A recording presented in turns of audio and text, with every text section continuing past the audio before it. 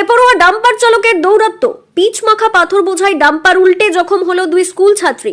শুক্রবার বিকেলে ঘটনাটি ঘটেছে কালীগঞ্জের আশাচিয়া পীরতলা এলাকায়। স্থানীয় সূত্রে জানা গিয়েছে, এদিন আশাচিয়া নজরুল স্মৃতি বালিকা বিদ্যালয়ের বেশ কয়েকজন ছাত্রী স্কুল ছুটি শেষে বাড়ি ফিরছিল। সেই সময় একটি ডাম্পার রাস্তা সংস্কারের জন্য পিচ ও পাথরের মিশ্রণ নিয়ে বেপরোয়া গতিতে দেবগ্রাম থেকে বল্লভপাড়া অভিমুখে যাচ্ছিল। অভিযোগ, চালক এক হাতে মোবাইল ফোন, অন্য হাতে স্টিয়ারিং ধরে গাড়ি চালাচ্ছিল। তারই জেরে গাড়ির নিয়ন্ত্রণ হারিয়ে রাস্তার উপর উল্টে যায়। সমস্ত গরম পাথর দুই ছাত্রীর গায়েও ছড়িয়ে পড়ে। এর ফলে গুরুতর জখম হয়ে রাস্তায় লুটিয়ে পড়ে দুই ছাত্রী।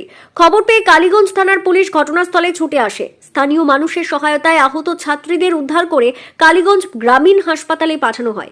স্থানীয়দের অভিযোগ, এই রাস্তায় প্রায়ই ভারী গাড়ির বেপরোয়া দৌরাত্ম্য চলে। প্রশাসনের নজরদারি কার্যত নেই। পুলিশের তরফে জানানো হয়েছে, ডাম্পার চালকের বিরুদ্ধে কঠোর আইনি ব্যবস্থা নেওয়া হচ্ছে এবং ঘটনার তদন্ত শুরু হয়েছে। কালীগঞ্জ থেকে মানিক শেখের রিপোর্ট, জি নিউজ বাংলা।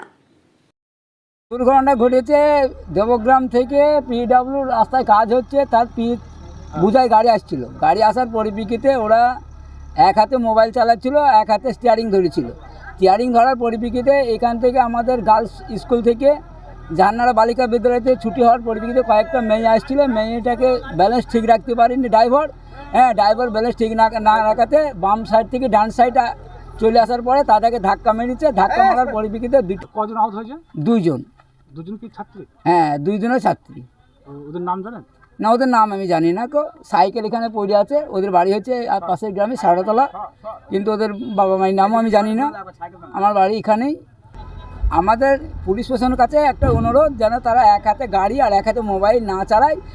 যে পুলিশ প্রশাসন যেন আমাদের অনুরোধটা রাখে যে যাতে তারা এক হাতে মোবাইল বা গাড়ি না চালায়।